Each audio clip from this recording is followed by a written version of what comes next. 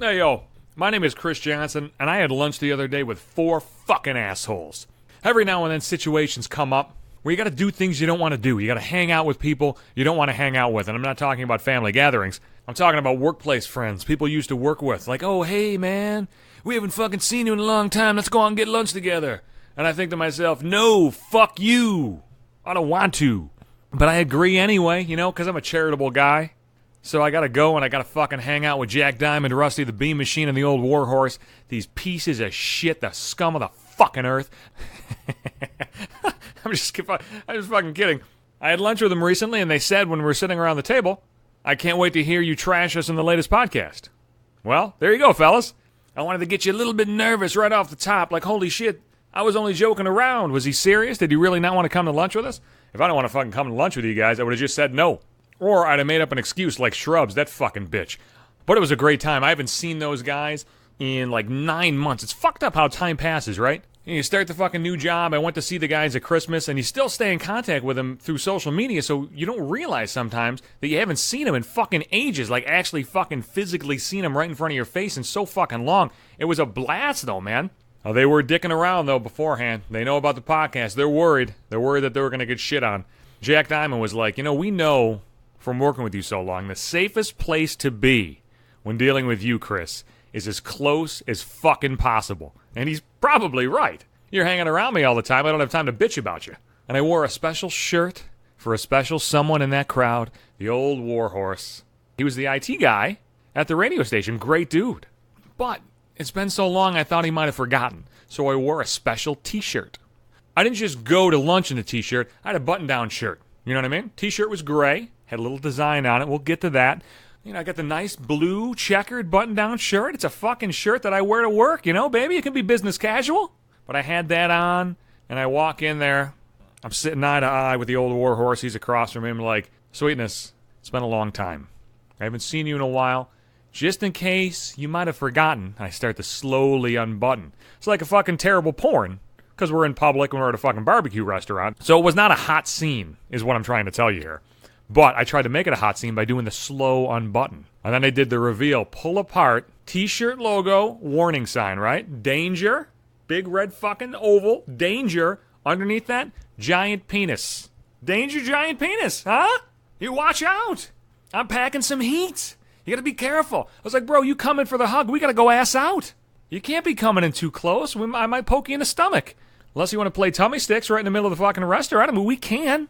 So the guys fucking loved it. Yay! Chris Johnson's got a fucking Danger Giant Penis shirt on. So we all had a good fucking laugh. I'm buttoning that shit back up. Waitress walks over. Fellas, can I get you guys something to drink?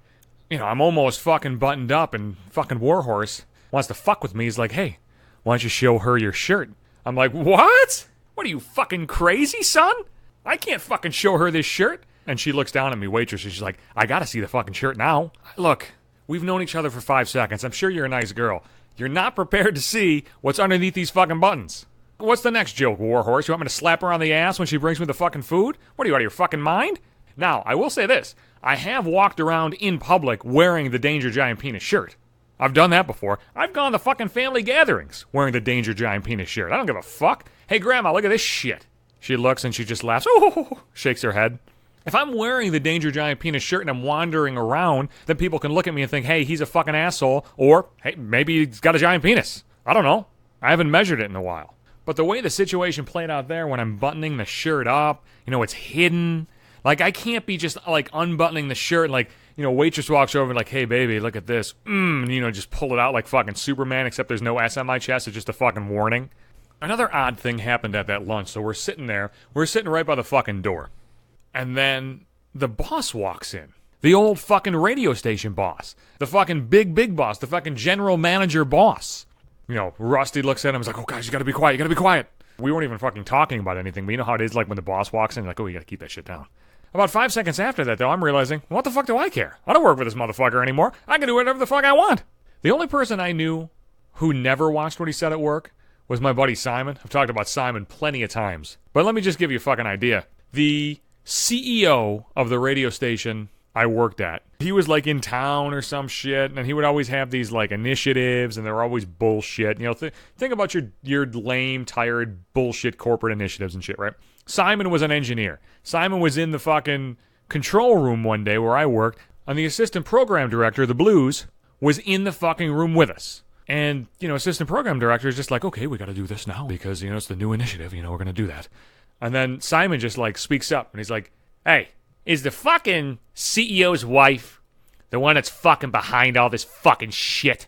And the Blues is like, oh, yes, she is. And then fucking Simon just fucking says in the fucking control room in front of the boss, I'd like to blow a hot fucking load right on her fucking face. The Blues is like, oh, my. And then he just walked out of the fucking room. It was the most incredible thing I've ever fucking seen. Simon had the biggest balls imaginable, and nothing ever happened to him. Well, I'll be back on Sundays and Wednesdays. Those are the new episode days. We're going to keep pumping out the old Facebook videos. Every single episode, though, is on Podbean if you want to fucking go back in the archives. Follow on Google Play, Apple Podcasts as well. Follow me on Twitter, too, @JohnsonHateYou.